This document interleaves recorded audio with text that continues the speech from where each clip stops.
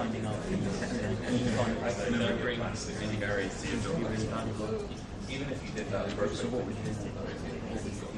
it's always been my worry about embarrassment. Essentially, In those kind of ways. You can never imagine the names. sure. We'll call it Hello. That's working. My name's James Rucker. I'm one of the founders of the Maudsley Psychedelic Society. I want to thank you all for coming on this glorious day where I'm sure many of us would much rather be outside at the pub. Fantastic to see you all here.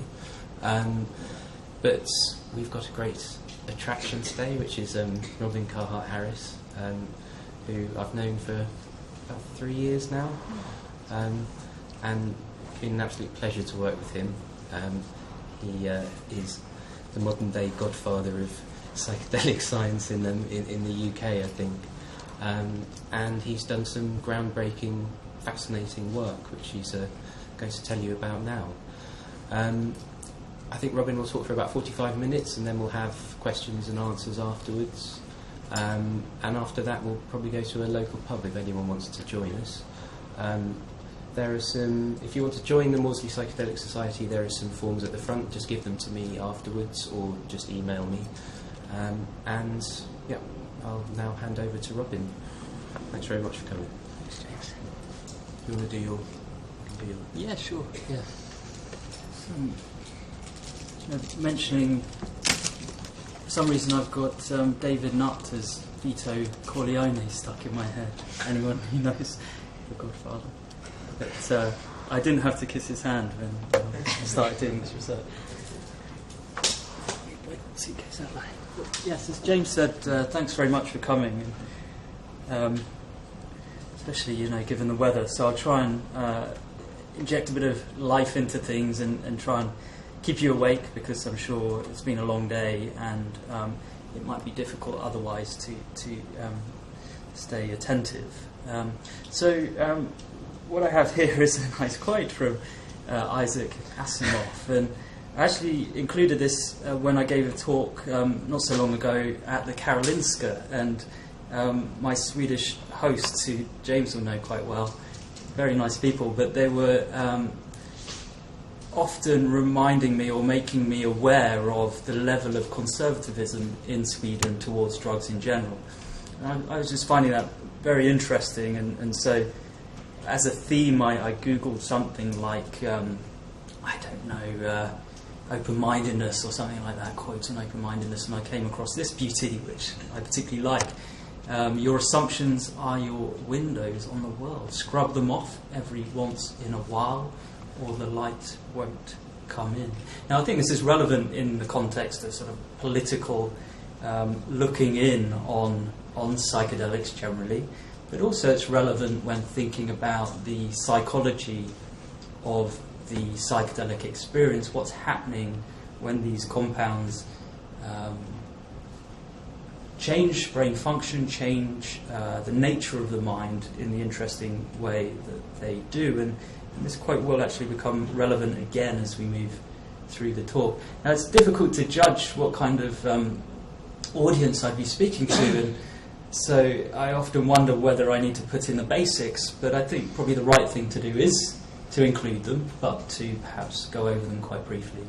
So what are psychedelic drugs? Well, the classic psychedelic drugs include LSD, psilocybin found in magic mushrooms, dimethyltryptamine, DMT, found in the Amazonian brew ayahuasca. Now, these compounds all share a certain pharmacological property. They're all agonists at a particular serotonin receptor, the serotonin 2A receptor. As I'll say in a moment, there's increasing evidence all the time, actually. I heard a talk at BAP that I've just returned from, British Association of Psychopharmacology, where a separate team have been doing some blocking work, giving a serotonin 2A receptor antagonist and then giving LSD, and finding that across the board the full sort of range of different possible experiences that you can get with the psychedelic are essentially abolished after pre-treatment with a serotonin 2A receptor antagonist. So, as I'll show you in a moment, it seems to be a really quite stable principle of how these drugs work in the brain. And another consideration, if you don't know, I imagine at least a few of you will know the origins of the term psychedelic, but I do think it's something that's worth just not taking for granted. Etymology is fascinating in and of itself, I think, but just to think what's meant by this term psychedelic and why it's stuck. And it was coined by a British psychiatrist, Humphrey Osmond. Now, somebody told me that I think he was at the Maudsley for a while, actually. But he wasn't getting such a great reception in terms of his research interests, and so he ended up moving to Canada. It was while he was there that he started a research program in collaboration with another doctor there, looking at mescaline and later other psychedelics and their effects on the mind. So he coined this term psychedelic, and it was in conversation with the famous writer and intellectual Aldous Huxley that he came up with this term, and the two men were sort of struggling with the available terms at the time: hallucinogen, which has stuck around, and psychotomimetic, speaking to the potential of these compounds to mimic at least some aspects of psychosis. But they weren't satisfied with these terms, and so together they sort of had an exchange of ideas. Aldous Huxley came up with something called phanerothine, which was to sort of, can't quite remember, something about the spirit and releasing the spirit or something like that. But Osmond came up with the term psychedelic, and this was combining two ancient Greek words, the latter, to mean most accurately soul, psyche, and to make visible or to make manifest. And so that's why I think it's worth flagging this, because this has stuck, and I think it's right that it's stuck as the term that best describes what these compounds do. And if we believe this to be true, that that's what these compounds do, then that's quite remarkable, and perhaps they're even unique as a class of drugs that alter the mind in such a way that more of the mind can become accessible to consciousness. There are their molecular structures, and it's striking how similar they are to the endogenous neurotransmitter serotonin. Perhaps no surprises there, given that they sort of hijack an aspect of the serotonin system when they work in the brain. And what aspect of that system do they hijack? Well, it's a particular serotonin receptor, the serotonin 2A receptor. Actually, a lot of these compounds have quite a mixed pharmacology. They're not selective for the serotonin 2A receptor. They stimulate a range of different receptors. It's especially true for LSD. But the key thing is that there's a relationship between the affinity of a psychedelic for the serotonin 2A receptor and the potency of that compound. So, for example, LSD, very high affinity, very sticky for the serotonin 2A receptor, and especially potent. And consolidating this relationship, if you block, as I said earlier on, if you block that serotonin 2A receptor, you give an antagonist, which is going to get in the way of the agonist compound, the one that stimulates the receptor, then essentially you'll effectively abolish the characteristic psychedelic, hallucinogenic, cardinal features of the subjective effects of these compounds. So what you're seeing here is a PET image of the distribution of serotonin 2A receptors in the brain. And what you can see with these hot colours densely expressed in the cortex is that the serotonin 2A receptor is very much a cortical receptor. You can see that kind of void, if you want, of expression in subcortical regions, and that's quite telling. It's something that it's likely to be especially important in terms of the mechanism of action of these compounds. So a couple of sort of take-home messages to sort of staple principles of the science, the neurobiology of psychedelics, is that they work on the serotonin 2A receptor. These serotonin 2A receptors are in the cortex, and these compounds work to stimulate the serotonin 2A receptor. So why should we be interested in them? It must be something other than this sort of low-level pharmacology that warrants the level of interest that these compounds seem to attract, and of course there is.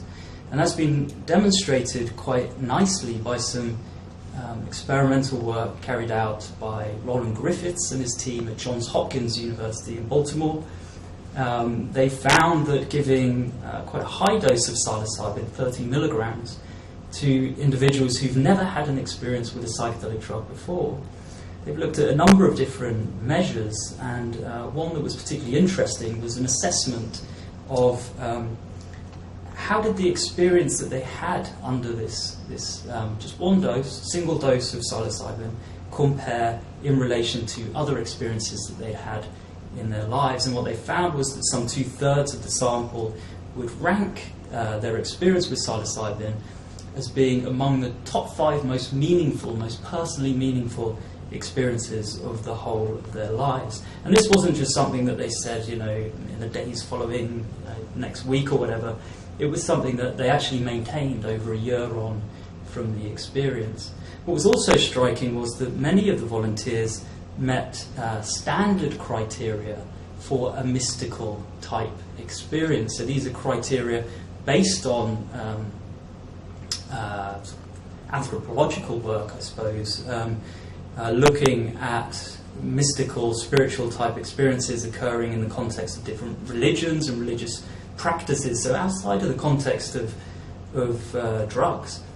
And then applying these standard measures to the psilocybin experience and finding that quite a sizable proportion of the sample were meeting criteria, a priori defined criteria for what would be called a complete mystical experience. So clearly people have very profound experiences on these compounds.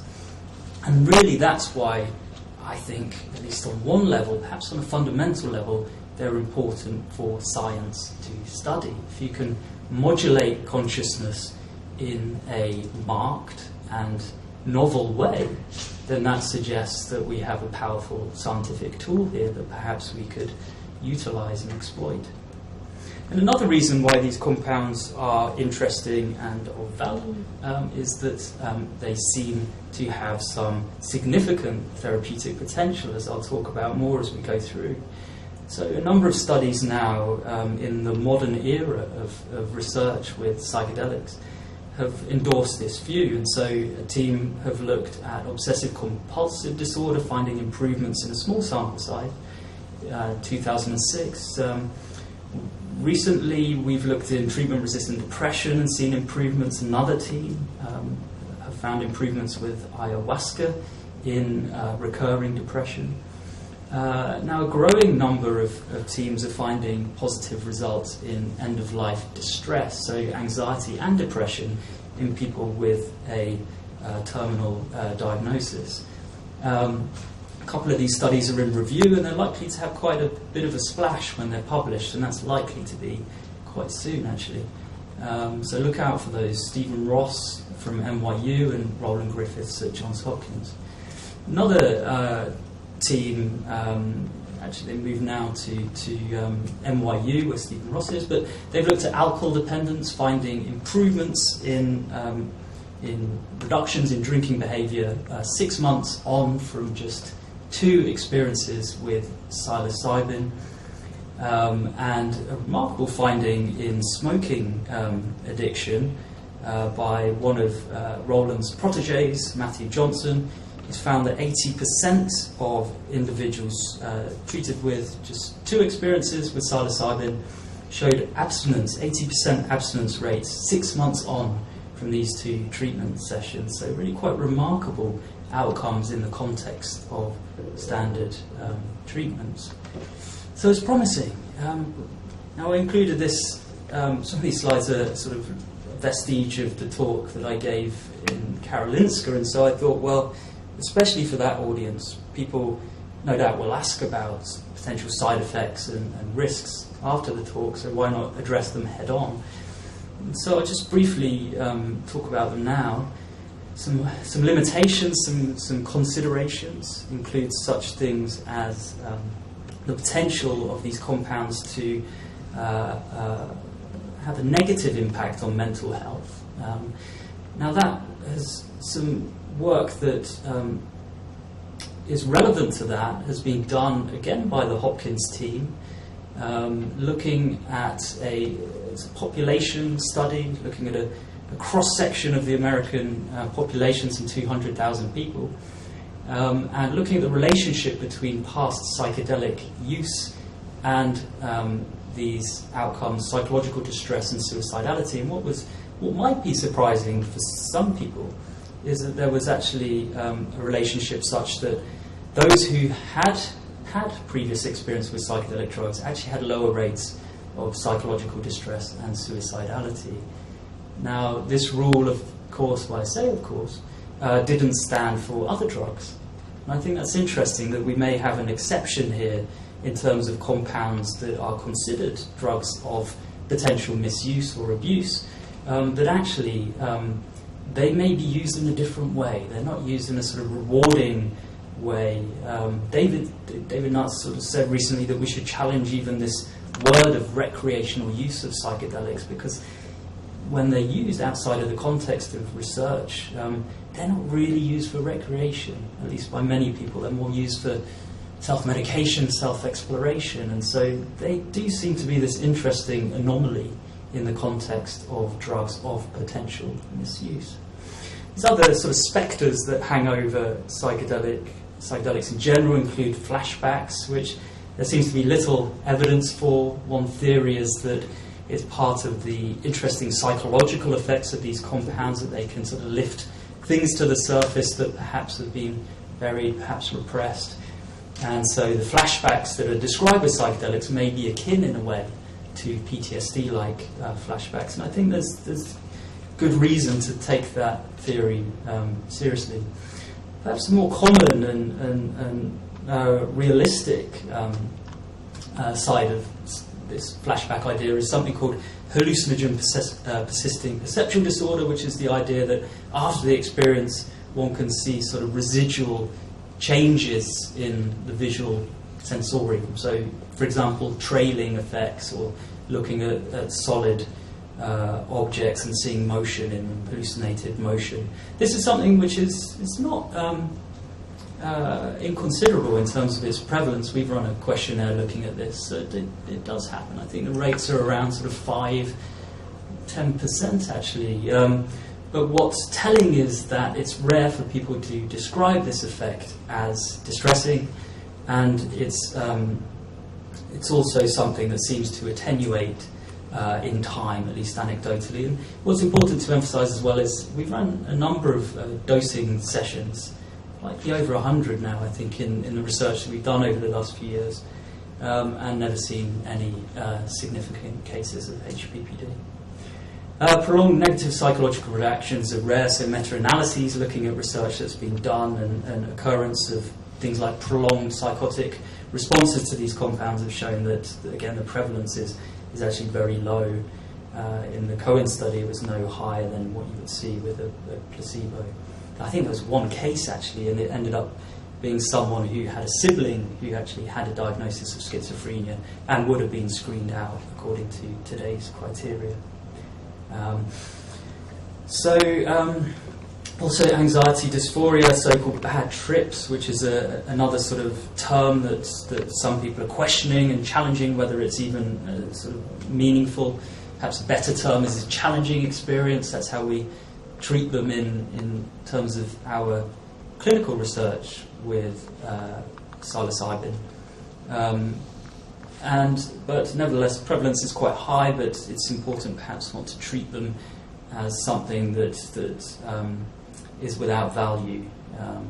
Also, headaches has been reported. We've seen it in our recent trial that a high dose of at least psilocybin, people often report, about half of the patients were reporting some level of headaches the next day and at the most 2 days after the experience. But they would also say, often they would do very well, and they'd say, I'd certainly take a headache like this over decades of depression. put magical thinking there. I could go on a tangent about the potential problems around sort of compromised reality testing and the kind of magical thinking that you can see in certain communities that perhaps take psychedelics more than others. But as I said, it's a bit of a tangent, and also there's I would say, too little empirical work to say anything definitive about it. Something I think is worth studying, especially in the context of the polarizing sort of nature of psychedelics, that they can be quite ripe for romanticism. This idea that they're sort of panaceas, but also ripe for sensationalism and alarmist kind of thinking. But anyway, it's worth just to think about that other side as a potential important thing to consider. Okay, so most of the research that we've done at Imperial over the last 7 years or so started really after I finished my PhD in 2009.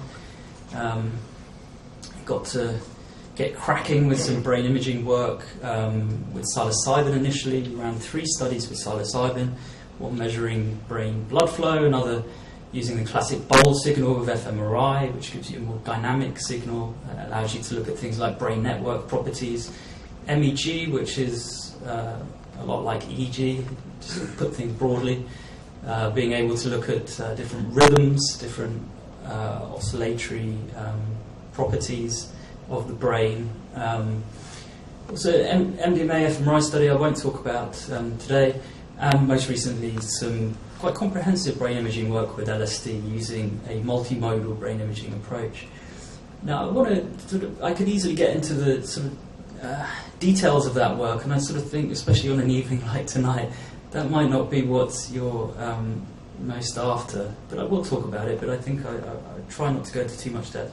What I do want to tell you about is some data kind of hot off the press. This is our imaging work in our recently completed depression trial, where we've looked at brain activity 1 day after the high-dose treatment with psilocybin. So I'll present some slides on that, and we've got some forthcoming studies as well that are going to further explore and examine the brain nature and basis of the psychedelic experience, both acutely and also longer-term effects as well. So it's just a prelude, really, to the thing that I want to go into. But the question, what are sort of cardinal properties of the psychedelic state that make them interesting and valuable to study? Really, this is sort of resonating with the term psychedelic, and that it means that the mind changes such that more of its contents becomes visible, and then that leads to a natural follow-on question of what would change to allow this to happen.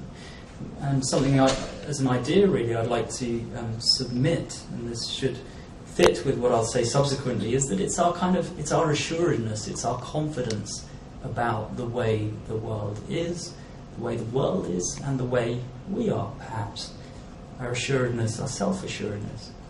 And this is why I've got Asimov's quote there again, because it sort of fits. Your assumptions are your windows on the world, scrub them off every once in a while, or the light won't come in. So one thing that we're sort of focusing our attention on more and more at Imperial is to try and get a better handle on these very high level, very abstract, and admittedly quite woolly psychological constructs like the ego. And so we've developed a scale that's can be improved and developed, which we call the ego dissolution inventory, and I'm going to tell you about that and some findings relevant to it in a moment. Another way is to look at the quality of people's reports of this phenomenon, and then to try and strip away some of the sort of psychological, philosophical framework that can colour our accounts of this phenomenon, and try and get at the sort of nitty-gritty of what it is. So we're trying a sort of multi-angled approach to deconstructing, if you want, what we mean by the ego and what it is, both psychologically and also in terms of the brain. Now, just got a little quote here from Anil Seth, who is a consciousness researcher at Sussex. I had the pleasure of randomly bumping into him earlier on today, but I was in his company at a consciousness conference earlier this year, and one of his sort of favourite approaches, I would say, is dominant approach to the nature of the brain and the mind and how it works is this one founded in prediction coding, the so-called Bayesian brain model of how the brain works, that we basically interpret incoming sensory information and the way the world is a lot from our prior assumptions and predictions. And it was just interesting that in that framework, thinking about the nature of the self, Anil came up with this term, play on Descartes' proposition, I predict myself, therefore I am. So it's sort of framing what the self or the ego is in terms of this quite appealing framework, which I would say probably dominates cognitive neuroscience at the moment as a framework for understanding the nature of the brain. Let's move on. The ego. What are we talking about here? So, just to sort of abruptly transition into the neural correlates of this phenomena, what we have here are some, we have an image from the recently completed LSD brain imaging work. 20 healthy volunteers in that study, they received LSD, a moderate dose, I would say, intravenously, 75 micrograms. We compared that with placebo, a saline infusion.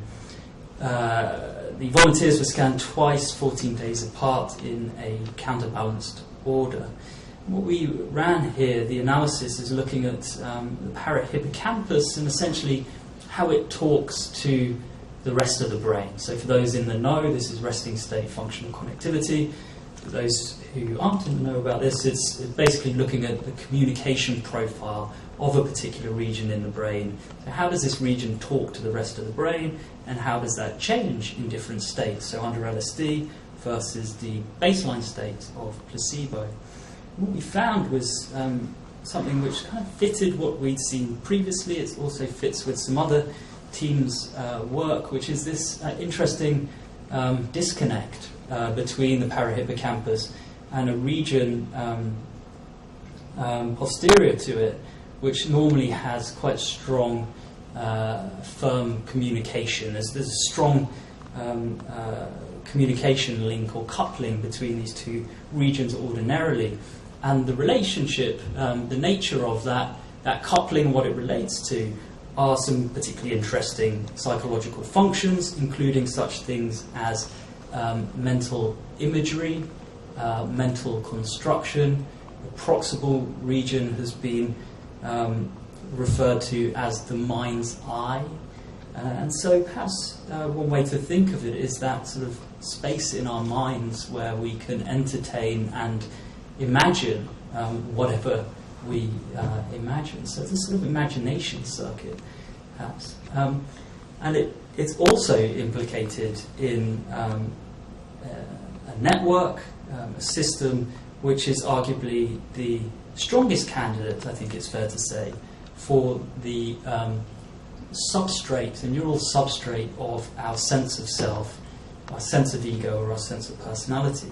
So with that context in mind, when we saw a split, a disconnect in this particular circuit, the magnitude of that split actually correlated quite strongly with people's ratings of ego dissolution. This sense that their sense of self or their sense of personality, who they are, sort of dissolved away and was replaced with something else. So it made sense in the general context of what we know about this particular circuit, and it allows us to get a handle on how these drugs work in the brain. So this is just sort of revising what I've already said, so I shouldn't go over it for too long. But some themes that fit here are to think of the self as an image. Think of this this network, this circuitry as a sort of imagination circuit. And the self as a hallucination. This is also born out of a talk I heard by Buzaki, the sort of basic neuroscientist, at the same conference where I was talking with Anil Seth, and there was some discussion around the self as being a psychological construction, a sort of hallucination. It's quite an appealing idea.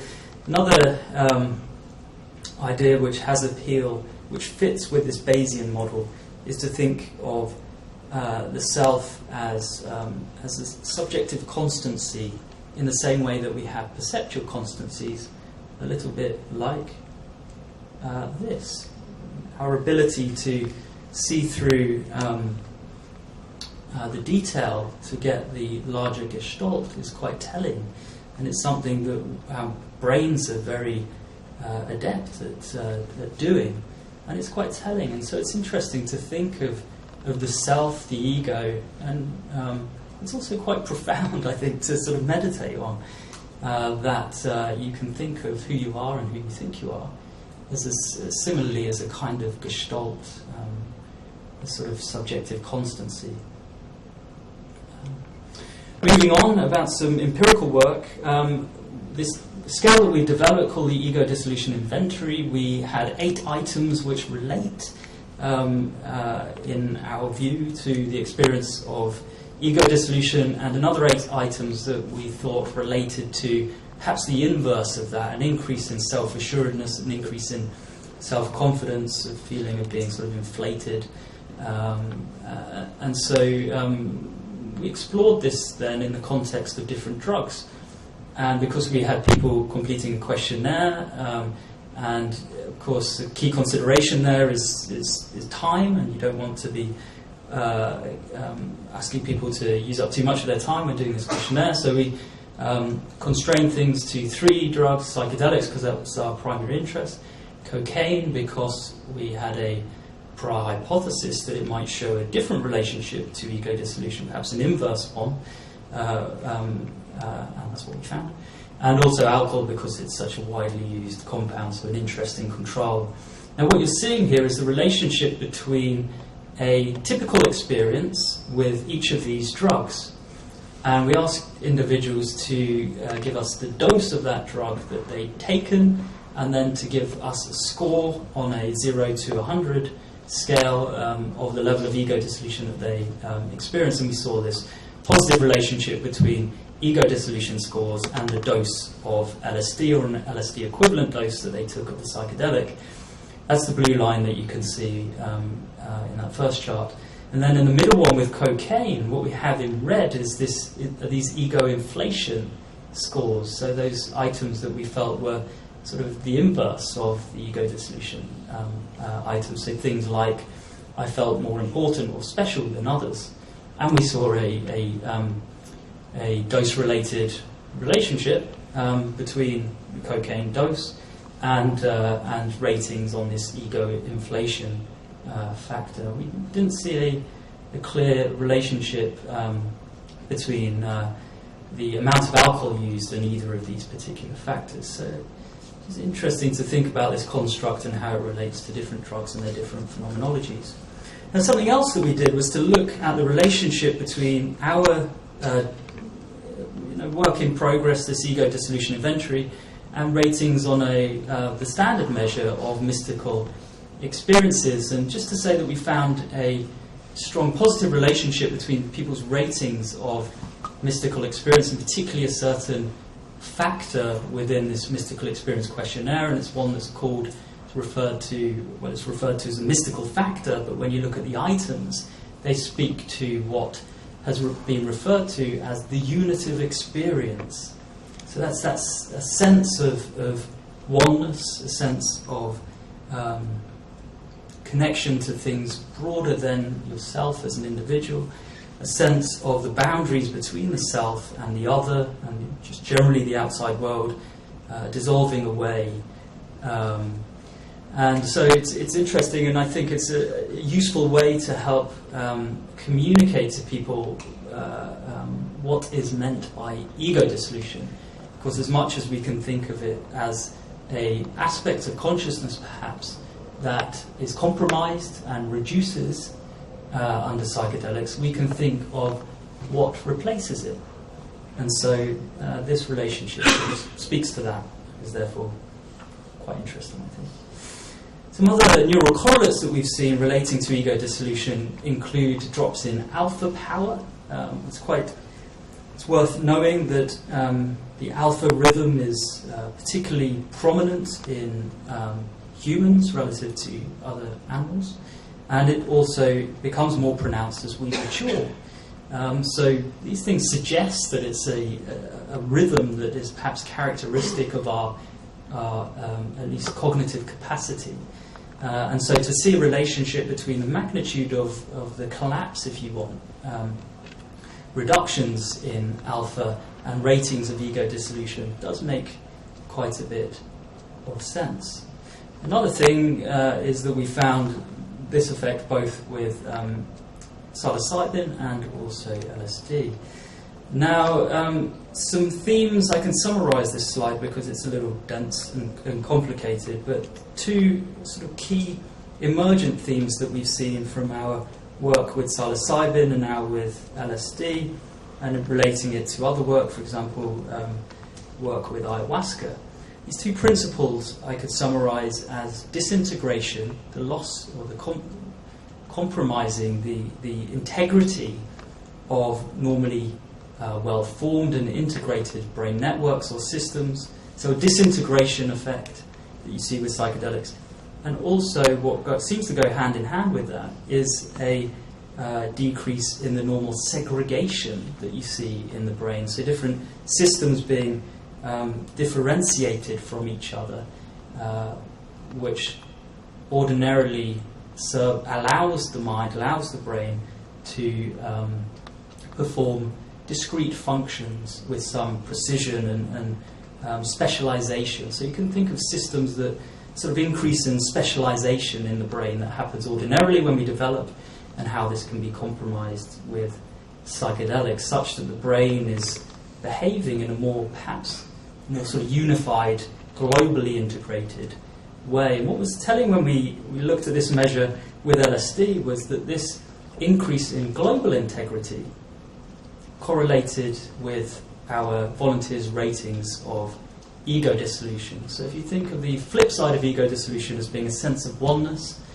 it's speculative, but I think it's worth seriously considering that sense of oneness that we experience subjectively may well relate to a greater sort of oneness, if you want, a greater global integrity in the brain that you see with psychedelics. And just a sort of passing sort of comment, but I think it's important. Sometimes when talking about the neural correlates of the psychedelic experience, I've had the feeling that for some people, I think, they might have a sort of feeling of, so you're telling us it's just all in the brain. You know, I've had an experience with a psychedelic and it was the most incredibly profound experience of my life. It's got to be something magical. It's got to be something metaphysical. And I would answer that with the response that it's never just. You know, I don't think it's inconsequential or a small thing in any conceivable way that to explain such a profound psychological experience by changes in the brain is never a just. That's not a small thing. So that's perhaps another way to appraise that dilemma that sometimes people feel. Okay, so this is something that I was already hinting at, and it's that when you look at the brain, in order to get a handle on how psychedelics work in the brain, perhaps a effective approach is to think of how the brain operates normally, and one way to nuance that is to think of how the brain normally develops. And a lot of work has looked at brain development and found that, for example, intrinsic networks increase in integrity through maturation, through development, and also they show an increase in this sort of parcellation. They become less correlated with each other, they become more specialized, more separate. Now it's interesting then that when you look at the psychedelic state, you see an effect that's the inverse of this. So instead of that increase in integrity and increase in segregation, you're seeing a disintegration and a desegregation. Now, if we think of the phenomenology of the psychedelic state and how it differs to the qualities of adult consciousness being characterized by, for example, our analytical abilities, the level of sophistication of our cognition, it being more refined. And then we think of the psychedelic state, but also in relation to infant consciousness as being less constrained, certainly less analytical, more playful, more explorative, more flexible. So I think this is, again, a useful way to think about how these drugs work in the brain. And just speaking to the tendency, I would say, for some people to slightly be challenged by this notion that perhaps, especially those who slightly romanticize psychedelics, challenged by this notion that they're sort of in a I remember when our LSD work came out, The Sun ran with a headline, or maybe it's the Mail, of LSD turns your brain into a baby's brain. And I knew that would sort of, as they did, sort of titillate the public. But it's also kind of true in a way. But one way to sort of qualify this relationship is to think of things that are the qualities of infant consciousness that perhaps could even be sort of more optimal for certain purposes, certainly learning, than the quality of consciousness in adults. And so William Wordsworth is someone who appreciated these kind of qualities of infant consciousness, and in one of his famous works he has this really nice quote of "Heaven lies about us in our infancy. Shades of the prison house begin to close upon the growing boy." Now, I wonder whether I should read this quote at the bottom. I think if it's up, I probably should. And it's speaking to, let me just read it. "Adults and children may differ in the strengths of their commitments, with children holding more diffuse beliefs. The possibility is consistent with the difference between a low temperature and a high temperature system." Stephen, because we were joking about how when it's hot, things tend to get a bit chaotic. So it's a useful metaphor, perhaps. To borrow an analogy from statistical physics, adults have congealed in their beliefs and are hard to shift, while children are more fluid and consequently more willing to entertain new ideas. There's a wonderful book actually called Into the Cool, which sort of relates to this measure and quite fundamental and important measure of and property of entropy. Entropy being both an index of our level of uncertainty about the behavior of a system or its randomness, its unpredictability, but at the same time its level of disorder. So disorder, greater the disorder, the greater the entropy.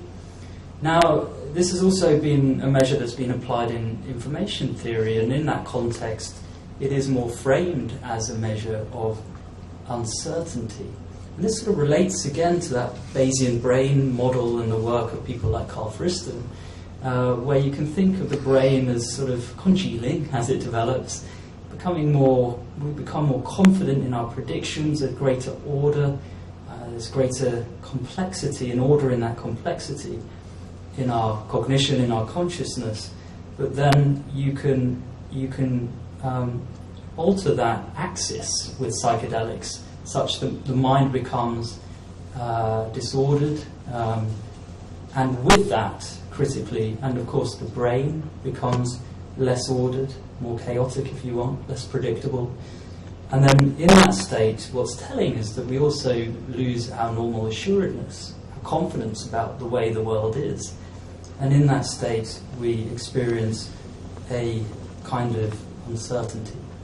So I think it's it's not just a metaphor, it's not just an analogy, it's a powerful measure of consciousness, an index of entropy, and that's something that we're looking at more and more currently. But this is just part of it, I think it would dissatisfy a lot of people, including clinicians who sit with individuals and others, who sit with individuals or individuals who've had psychedelic experiences and know that there's something more to it than just chaos. It's not just randomness.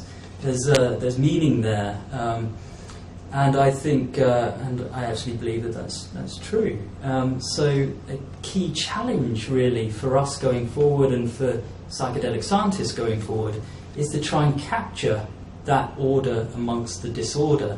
What happens when you compromise a certain quality of a system, the brain, the mind, such that it allows other properties and qualities to come to the fore? And that's really, I think, that will be the sort of golden nugget really in terms of understanding how these compounds work in the brain. I think at the moment we're just sort of getting started and getting a handle on things that are compromised. And I think in the future, with more sophisticated approaches, we may be able to capture interesting emergent properties within a sort of altered system. Let me move forward because I'm getting sort of stuck in the details.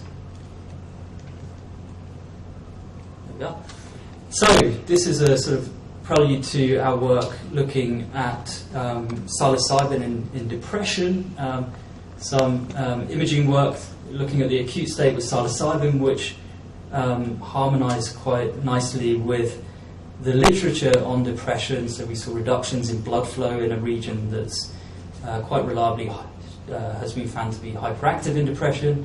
We saw decreased integrity within a circuit, the default mode network, that self circuit, that's been shown to be sort of increased in connectivity in depression, and the magnitude of that correlates with rumination. So we were seeing things, broadly speaking, we were seeing things that were hinting at the mechanisms by which psilocybin could be effective in depression. And again, just I think speaking more to the broader picture rather than the details, looking at preclinical work, serotonin 2A receptor agonism, remember that's the key pharmacological property of psychedelics, has been found to relate to some interesting behaviours, such as cognitive and behavioural flexibility and learning and markers of plasticity. So a positive relationship here, serotonin 2A receptor agonism promoting these different qualities. So there was a foundation to do this work. Of course, there was a broader foundation in terms of the work done in the 50s and 60s, but that was done in such a brief window of time that it's never really been. We've never really been able to draw any confident conclusions about that early work, so it was just suggestive. So a lot of these things are sort of suggestive, but we gave it a whirl, and we designed a study, an open label study, funded by the MRC, really, I think motivated by our brain imaging work. We've recently completed it. We're still acquiring some follow-up data, but we have follow-up data up to 3 months in the full sample, albeit -1 who dropped out. We look at treatment-resistant depression, defined by failure of at least 2 different medications of a different class. And 90% of the sample had also tried psychotherapy and had failed courses of psychotherapy. We give 2 doses of psilocybin a week apart. We give a low dose, a relatively low dose, although some people question us calling it a low dose, and a week later a high dose, 25 milligrams, which is in the sort of ballpark of what's required to produce one of these mystical type experiences. And we do pre and post fMRI. We do our scans just 1 day after the experience, capturing what some people refer to as an afterglow that you get after a psychedelic experience, sort of increase in well-being, decrease in stress that people feel, for example, in the days and perhaps a few weeks after a psychedelic experience. And these are our main findings. So this is the primary outcome measure, the quick inventory of depressive symptoms, the QIDS, being increasingly used because it's brief, more brief than BDI. It's quite a nice measure, and what's quite visible is these reliable drops that we were seeing 1 week post-treatment. Now, what's also noticeable is, of course, the variance there. Beyond, at 3 weeks, at 5 weeks, we've got a huge effect size there in the context of other treatments, but you can see all the variance. Now, for any scientist, variance is typically something interesting and something that you can work harder to try to explain. And so that's one of the challenges going forward is, for example, how can we predict how people will respond to this treatment? Some people seem to be doing remarkably well. I think the important thing is to emphasize this is treatment-resistant depression. The average duration of the depression was in the region of 18 years in the sample. And they tried a range of different things, 2 patients, 11 different medications, 1 patient, 10. So they were throwing, most of what we have at the depression. It wasn't budging, and yet we're seeing findings like almost half of the sample attaining remission 3 weeks post-treatment. So it's promising, but it's an open-label trial, and of course there are major limitations there. How can we say with any confidence that it was the psilocybin that's the critical factor? These patients were very thoroughly cared for, and we spent a lot of time with them, and we gave them a kind of level of care that perhaps is slightly unusual, I would say. So it's interesting to tease that apart, and that's why we're going to conduct a randomized control trial next. Just briefly, we saw improvements in anxiety, anhedonia, rumination, and dysfunctional attitudes, a kind of pessimism measure also. We also saw improvements in optimism, or rather decreases in pessimism, both subjectively and also when we ran an interesting behavioural measure of optimism, pessimism. So this requires people to predict a range of different potential life events, like being invited to a dinner party, that's a good thing, or generally, or getting arrested, that's typically a bad thing. And so they're split, good and bad things, and people estimate the likelihood, the percentage chance of these different events happening within the next month. And what's quite nice with this approach is that at the end of the month you can ask people whether these things actually happened. Let's say you predict that let's say you're very thoroughly depressed and everything's seen through this biased, pessimistic lens, and you think there's a 90% chance you're going to get arrested in the next month, and it doesn't happen. Then you can calculate the level of bias in these different predictions. So it's a kind of objective way, to an extent, of indexing optimism, pessimism. And we saw in our sample this very strong pessimistic bias at baseline, and post-treatment we see a normalization of that, quite close, a more accurate, perhaps, appraisal of one's fortunes, I suppose, looking into the future.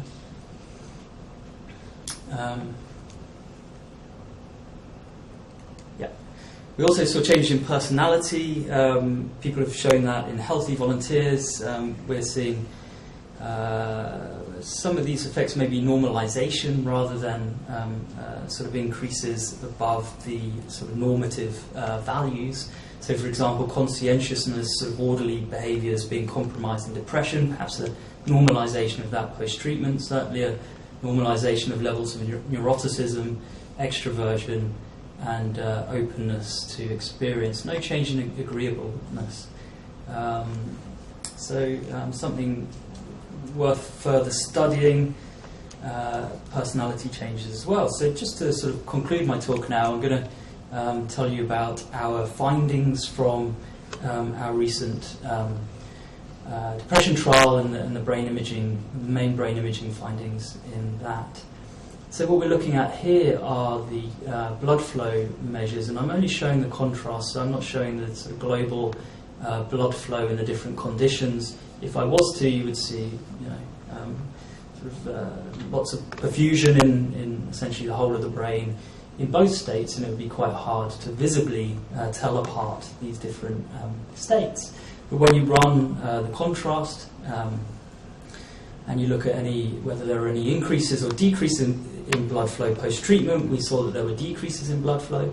Remember, this is just 1 day post-treatment after the high dose.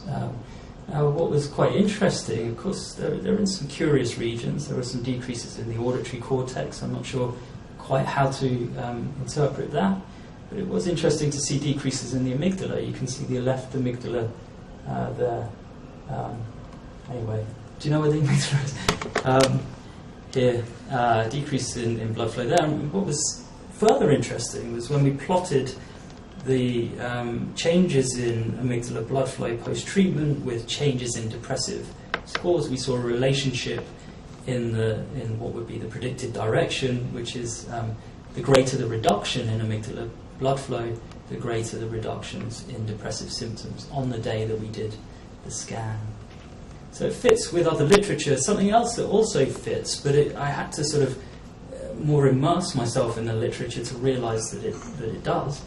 It was looking at integrity of different brain networks. Now, broadly speaking, we were seeing something that I didn't predict, which was an increase in the integrity of networks 1 day post-treatment. Now, you might remember that that's at odds with what we see in the acute state, which is a disintegration, really quite a profound disintegration of these networks in the acute state. What's curious is that these networks reform, and they seem to reform with an increased integrity. Certainly that was significant when we looked at the default mode network. Really that's what we're looking at here with this ventromedial prefrontal cortex seed. And also at least one other high-level cognitive network.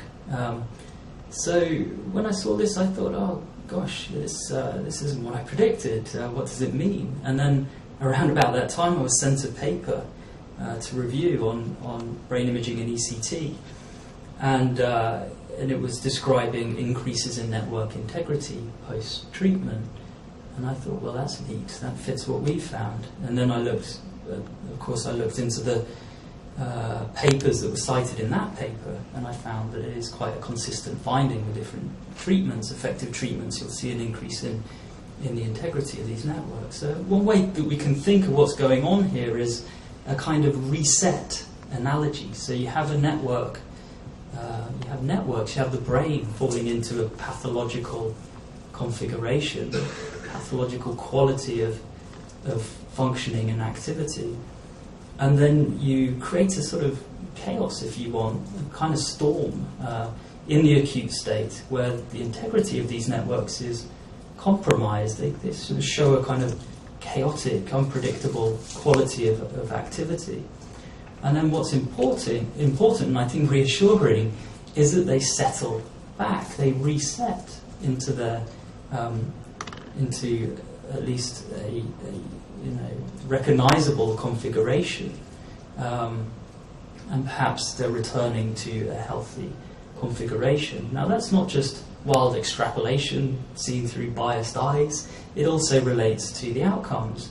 So when we split the sample into responders and non-responders, we found that it was the responders that showed this increase in integrity, and a consistent thing has been found with ECT. Something else which, just to finish I think with this one, because I've probably gone over time, we looked at something else which is intriguing in the context of other studies, and it's intriguing because it's at odds with the findings of other studies. So we looked at probably the most used activation paradigm, behavioural paradigm, fMRI paradigm in depression, which is to look at emotional faces during scanning, and also having a particular focus on the amygdala response, which is quite reliable to emotional faces ordinarily. And so what we found was the opposite of what you see, for example, with SSRIs, at least chronic regimen of SSRIs rather than an isolated single dose, which is typically that's associated with a reduction in amygdala response to emotional faces, which sort of fits with our, or at least my assumptions of what SSRIs do, which is to kind of take the edge off things, reduce some of the stress, some of the anxiety, and some of the intensity, perhaps, of negative affect. But what we're seeing with psilocybin post-treatment was the opposite. We were seeing increases in the amygdala response, both to fearful faces and also to happy.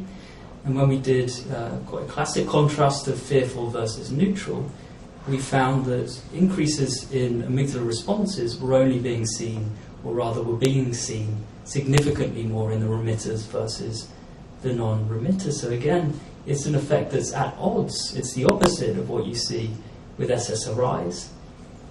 Yet we're getting the same outcome, which is improvements in depression. And I think one sort of take-home message from this is that you can get to the same outcome via different routes. And this is a different model for the treatment of depression. And I think because of that, because of its novelty, it should be appealing, I think, for psychiatry. Then I had some slides about political perspective, but I think I've gone on too long. Perhaps you might ask some questions about it. I'd be happy to tell you about it, but I think in the interests of people's attention spans and the heat and the possibility for you to ask some questions, I'll skip it. But thank you very much for your attention.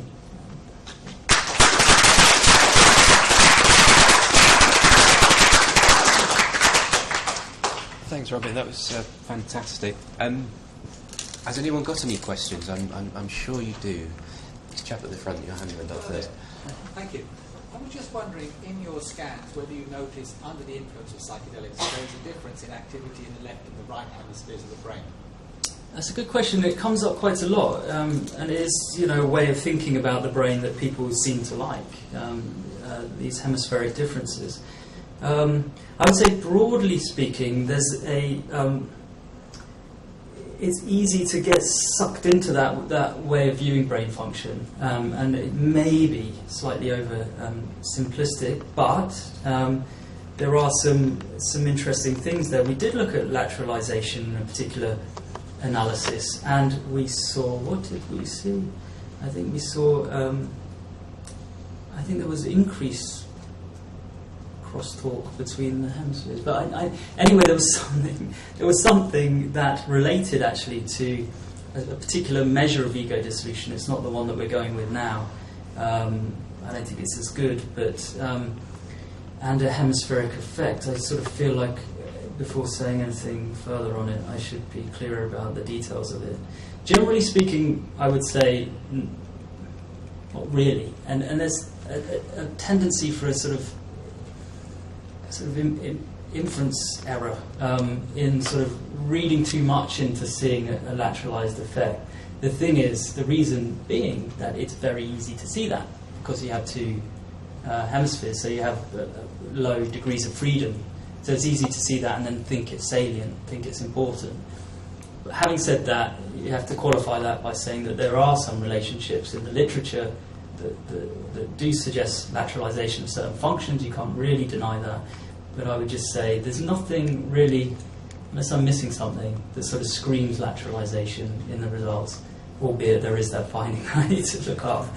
Perhaps if you, maybe we could talk later on and I'll try and find it for you. I have two questions. First of all, will the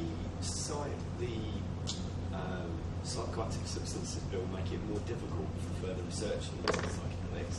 That was the first question. The second question is, can you see further down the line the dosages for LSD being increased to, say, 250 micrograms?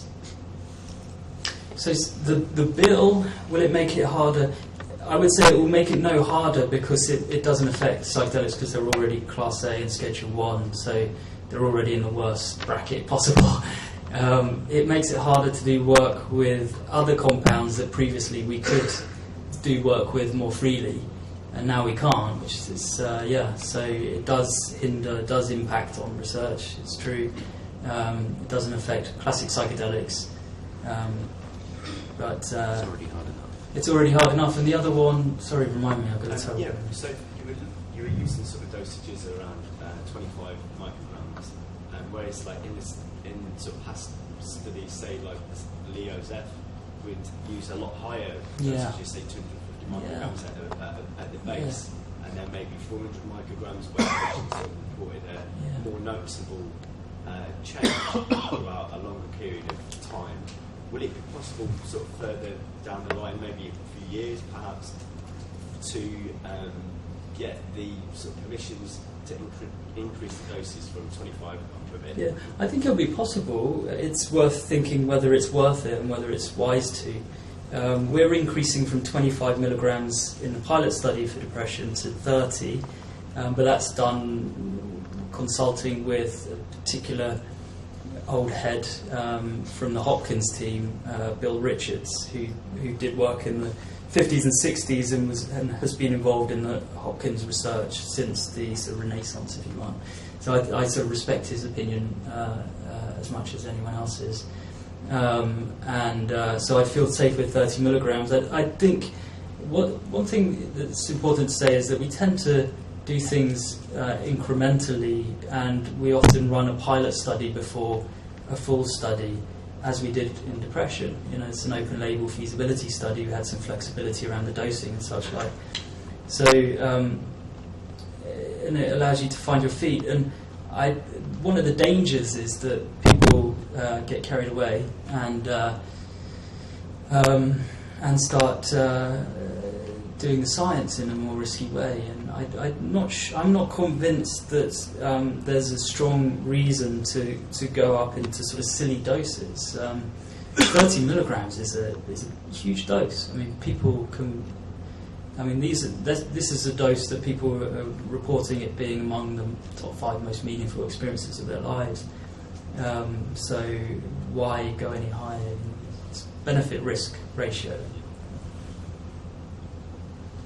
Yeah, I had a question about the where you plot the the study where you compare cocaine and LSD and self-inflation and self-dissolution. How was that constructed? And could it be, because if it was a survey, could it be a matter of drug culture as well? Yeah, so it could.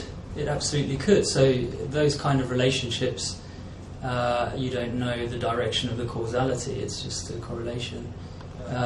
So what we need to do now is do a control study where we do those measures before and after, and we have a control condition, and that's what we plan to do. So for example, we like to do a study in healthy volunteers giving a good dose of psilocybin, quite a high dose, 30 milligrams, and then comparing it with a control compound, and we're thinking methylphenidate, where we predict it won't have any lasting psychological effects, but it will have some acute subjective effects. And so it will serve as a relatively effective blind if we give enough of a dose. And then we'll be able to say something more about causality. But you're right, until we do that, we can't. Lady over there. Yeah.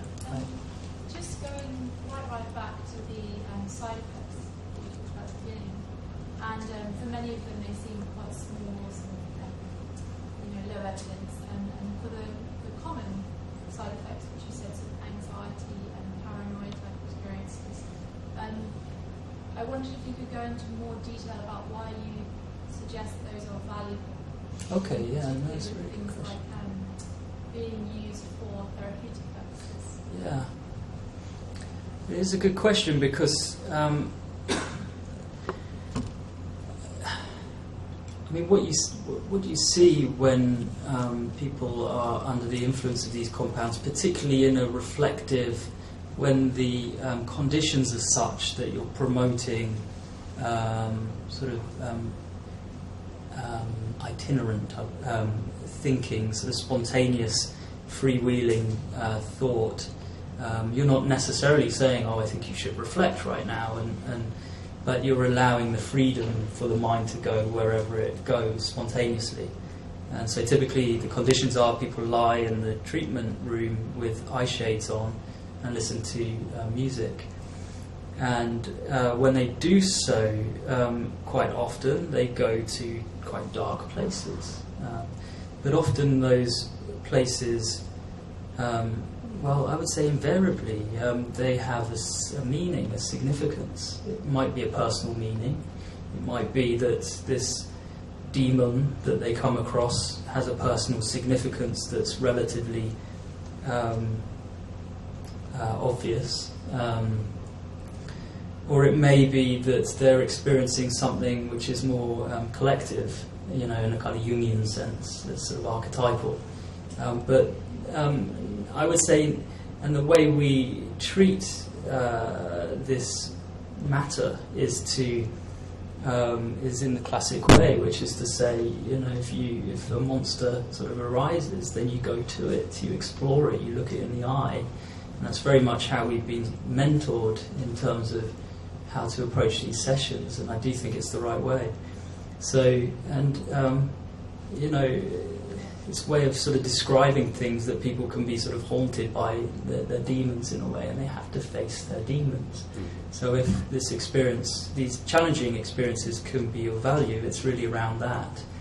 And often when that happens, as James can vouch for from first-hand experience with these patients, that's when you can often get a breakthrough that can be quite dramatic. So they are quite receptive. People are still receptive even if they're kind of extremely that dark place. Not always, and that's another potential predictor that we need to tease out, or at least just include as how can we predict how receptive people will be. And for all the prep in the world, I think sometimes there'll just be people who are resistant, either because of trait factors or because of how they feel on the day.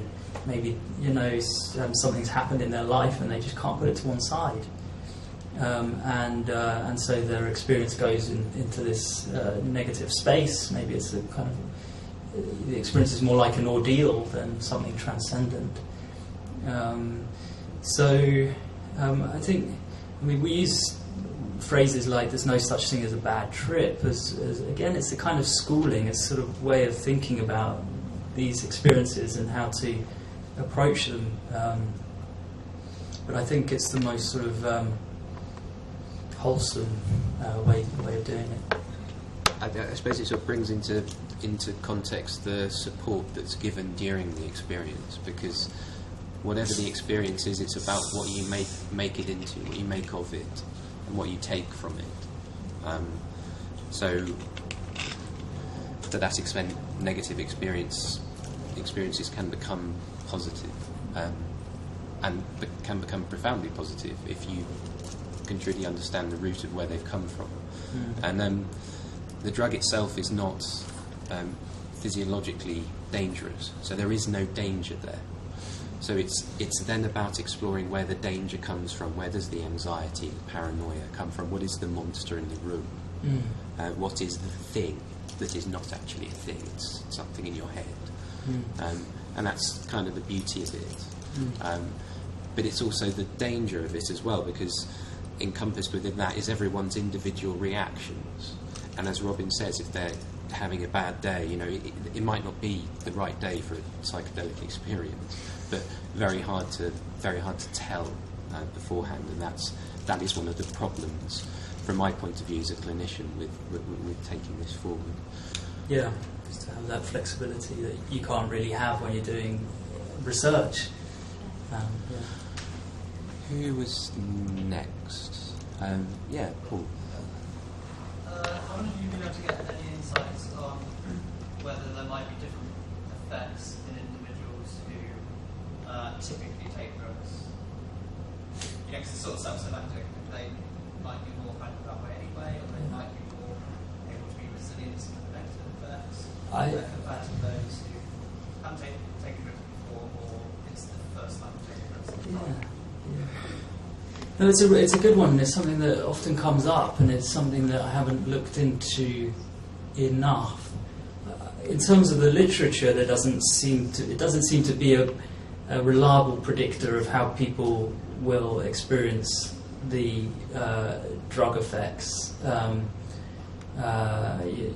can have taken a lot of psychedelics and still have a challenging experience. For example, it's unpredictable like that. But that said, it is something that I want to look at a little bit more, and just intuitively would think that it's got to have some kind of influence around expectations and priming. I was talking with a researcher from Switzerland, one of Franz Vollenweider's team, who was presenting at BAP. They've also done brain imaging work. And she was actually saying that she prefers to recruit psychedelic naive individuals. They're easier to work with because they don't really have expectations to the same extent as experienced people. Well, one sort of just the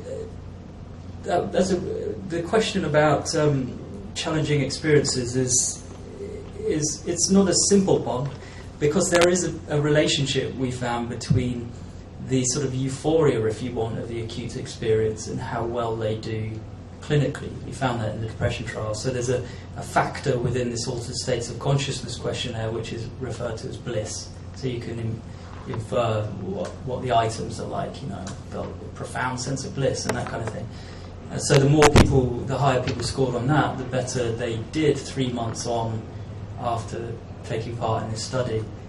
Now, we saw a trend relationship between anxiety during the experience and how a trend negative relationship between anxiety and how they did.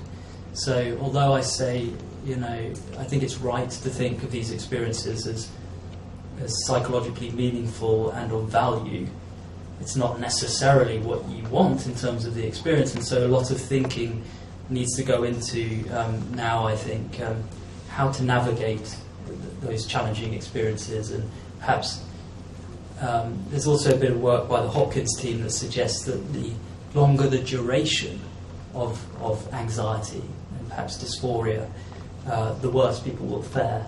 So if there's a way of sort of distracting people, some of the sort of techniques we've entertained would be things like changing the music that people are listening to, or presenting a flower, or kind of changing the loop that people, the track that people may have fallen into.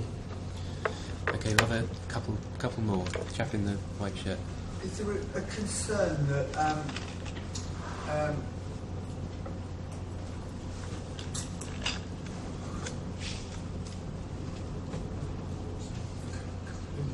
don't worry. Yeah. Good. When it comes back, put your hand up. We'll ask Steve and then we'll ask you again. Yeah. Just out of curiosity, you mentioned the default mode network and the issue of ego dissolution and the effect that has on mood and so on. And you also mentioned the parahippocampal PCC network. Now, I assume there's more to the DMN than just that loop. Yeah, so there is. why did you focus on just that particular loop? Yeah, because the data the data told us to.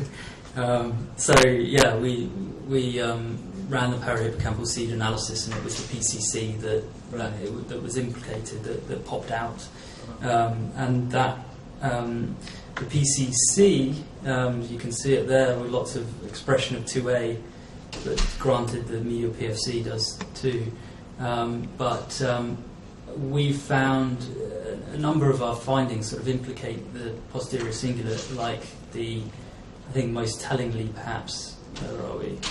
The MEG findings here with these drops in alpha power in the PCC correlating with ego dissolution.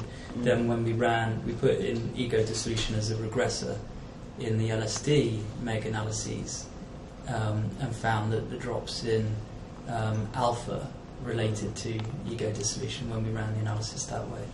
In your later graphs, you did talk about the DMN, the extent to which it was operative. So in addition to that particular loop, PHPCC, what else were you looking at to define a DMN? To define it, to define the DMN, we would run an ICA on separate data to extract a certain number of brain networks, and we ran it on Human Connectome Project data because there's lots of it. And so you could then consider these networks kind of, what's the term? there's a good term, I can't remember, canonical brain networks. And then that's a nice way of doing it, because you won't bias your outcomes rather than deriving it from one of your conditions, like the baseline condition or something. So that I think that's probably the best way to sort of get a default mode network mask and then see how it's different in the States. The ventral medial PFC was motivated by its implication in depression. Sorry, that's probably driving you crazy. And its implication in the mechanism of action of psychedelics to an extent, and also the fact that we've used the ventral medial PFC seed in all our different studies. So it's another way. I mean, you can do it a couple of ways, and usually it's best to do it a couple of ways and see if you get consistent things. And you do actually in the depression data. You remembered. Right, second. Is there a concern that the success with each individual is related to their own intelligence? Because you can't say, we're going to give you each 25 milligrams, the same dose to these people. You can't with any great degree of certainty, say that you say with ketamine, for instance, the mind expanding experience, and then you talk about people feeling oneness, the connection to the universe. Do you need to really educate people on these things, topics that come, these feelings that they might feel, and on what to do with it afterwards? Because you've got data 5 weeks afterwards, but is there a concern that you would have to keep repeating the treatments with different people if they're not quite up to spec? So there is a lot to worry about there. It is a consideration. It's the way we sometimes term it is whether a patient is psychologically minded and they have the perhaps vocabulary and knowledge to an extent of the mind sufficient to be able to integrate the experience afterwards. The issue around that is that it is a shame if people need to have that capacity. If you believe that to be the case, Aldous Huxley actually believed that maybe it was true that people who should explore psychedelics the most would be intellectuals. But there's that elitist kind of quality to that view, and of course, such a range of people suffer from depression, and to limit this to only those who have the intellectual capacity to integrate the experience and make sense of it is a bit of a problem. So it is a concern, it's a limitation. I'm not sure it should prevent the use in people who perhaps don't have such a high level of education or aren't sufficiently psychologically minded, but then these are things that we can include to see the strength of the relationship between them and whether they're reliable predictors. And so to be rather led by the data rather than our own presumptions, that would be the right way to do it. And if it was found to be a strong predictor of things going wrong, so to speak, then it would be advisable not to go ahead in that cohort. Another thing that I sort of flitted over, which I think is really important for a balanced perspective on psychedelics, is this issue of magical thinking and a tendency, a vulnerability perhaps for people to slightly lose contact with reality through psychedelic drug use. And I wonder whether there's a greater risk of that if, again, they don't have the psychological capacity and perhaps education in order to, for example, know what ego dissolution is and rather than to think that there's something metaphysical going on, and then for that to be framed in as a sort of psychotic episode. But then that underlines the context in which they're experienced together, doesn't it? Yeah. I think.